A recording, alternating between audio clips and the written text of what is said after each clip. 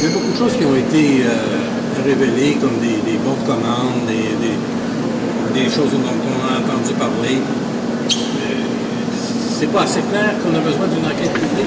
Je vais vous dire une chose. Il y a eu beaucoup, justement, de faits qui ont été énoncés ou de rumeurs qui ont été mentionnées. Il est clair que ce n'est pas mon rôle de spéculer sur ces rumeurs-là. Je n'ai pas ces informations-là.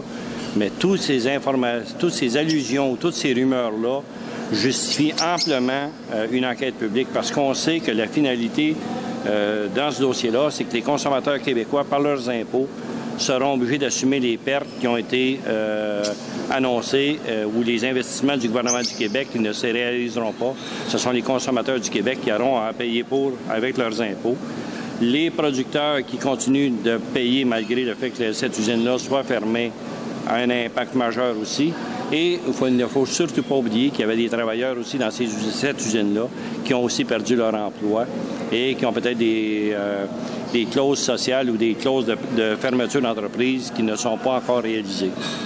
Et ces éléments-là, on ne les connaît pas et tous ces éléments-là devraient être connus. Mais ça peut prendre du temps, une enquête publique aussi. Si on parle d'une enquête publique, je ne parle pas d'une enquête policière, je parle d'une enquête publique. Alors, une enquête publique... Commission parlementaire? Ça pourrait être une commission parlementaire. Il n'est pas à moi de décider le rôle ou avec quel canal on pourrait aller, mais il est sûrement possible de regarder pour faire toute la lumière dans cette affaire-là et non pas seulement quelques brides de l'information.